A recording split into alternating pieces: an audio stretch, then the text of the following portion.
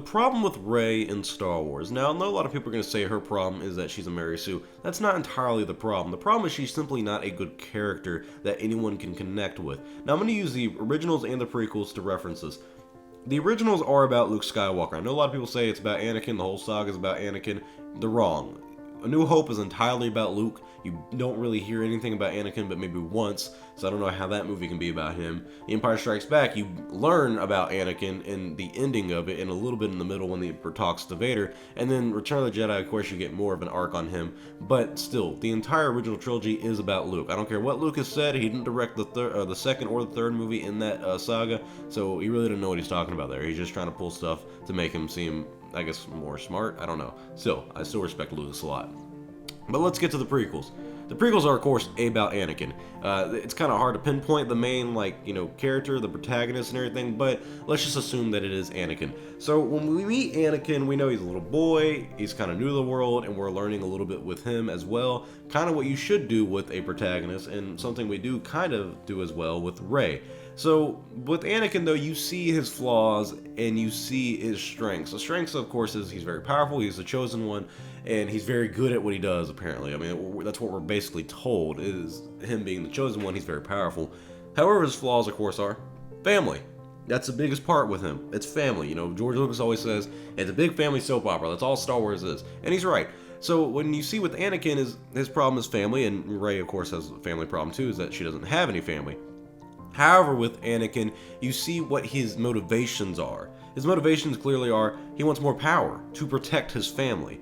Because he lost his mother in the second movie, Attack of the Clones. He lost his mother, so he gets mad. I mean, who wouldn't? You lost your mother. And so he tells Padme afterwards he wants to be the most powerful Jedi ever, and even says along the lines, I want more, but I know I shouldn't. I don't really remember what line that's from, but still, it's weird dialogue at times, but you understand what he's going through. He wants to be more powerful to save his family. How can you not understand that? I mean, don't get me wrong, the execution is not that great on this arc and the story entirely, but you understand his motivations. And then when you get to episode 3, you see the fact that his wife is going to die in childbirth, or at least that's what his visions say, and even Yoda himself says, be careful of seeing the future. And so Anakin gets scared, and he wants to protect his wife from sudden death, and you understand that. What husband wouldn't want to save his wife from death, unless, it's been like 20 years, and she's getting old, and she don't look that good anymore. Still, point is, you understand Anakin's motivations. They're not that hard to follow. You understand why he turns to the dark side. He's trying to save his family. That's simply all it is. He's trying to save his family, something everyone would want to do. So when you see that, you understand it. Like I said, it's not executed properly. He's got a lot of weird lines, and he's not a good main character to really follow. But at least you understand his arc. Then you get to Luke Skywalker, who is far better of the arc of all three of them. I think he's got the best arc in Star Wars, but that's just because he's my favorite character. You meet Luke, he lives with his uncle and his aunt, doesn't have a family. He has those two, but that's really it. He doesn't know who his father, he doesn't know who his mother is. And so he's kind of just stranded in this world. He wants to go out on an adventure. You can see him looking out to the twin suns, and he wants to go out. He wants to, go to the academy and everything. He wants to go live his life, but he can't. Everyone can understand that. Everyone, when they're young, wants to go out and see the world, but they can't because they have their duties at home. And that's what Luke has as well. And then Luke goes out and he sees the world, he loses his family, so nothing keeps him there. And so as he's going out, you're learning about the world as you learn with Luke.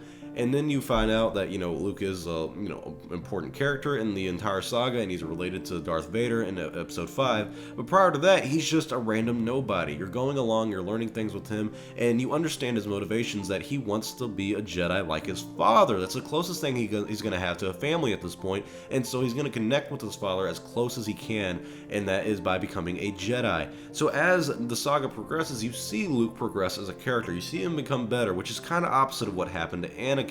So when you get to episode 6, Return of the Jedi, Luke is a better person.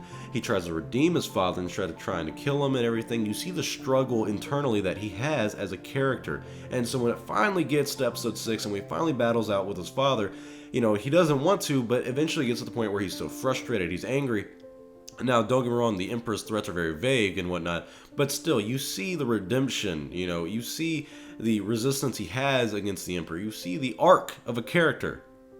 Now that we're 5 minutes in, we can finally talk about what Rey's character's arc is, which is nothing. I mean, her arc mainly is she doesn't have a family.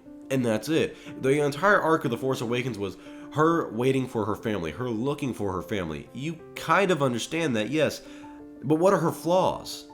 I mean, truly, what are her flaws? Anakin's flaws were his lust for power to save his family. You understood that. You could connect with that. Luke's was his sense for adventure and trying to connect with his family of being a Jedi like his father. Rey's motivations are no longer clear. We don't know what her motivations are. We kind of knew what they were in The Force Awakens of, I want to be, she's like, I want to find my family. Alright. And, like, that's almost all it was, is she wants to be with her family. And then you could say, you know, her weaknesses, of course, being a Mary Sue, of she has no weakness. She could do everything. Anakin could build things. That was his strength, but he had his weakness of he was very, you know, ignorant and stupid at times. He rushed in the battle and he didn't listen to his senses. You know, you constantly see Obi-Wan, you know, nagging at him, getting mad at him. Luke, you saw learning. Luke would make a mistake or two. He got his hand cut off. You saw stuff like that where, you know, he doesn't have the strength of being a full-blown Jedi. He made a mistake of leaving too early and going off to fight Darth Vader and getting his hand chopped off and learning that horrible truth. You see that. You see his struggle. Rey has no struggles with anything. She immediately beats Kylo Ren at the end of The Force Awakens, which I know a lot of people are going to say, oh, well, he was shot by Chewie. You're right, but he also beat Finn prior to that. So if he can beat Finn, a guy who had training, versus Rey, who had no training, then what? You know, and then you get to The Last Jedi where she beats everybody and their brother and acts like it's nothing, and it's hard to connect with someone who's just so powerful and whose motivations you clearly don't know.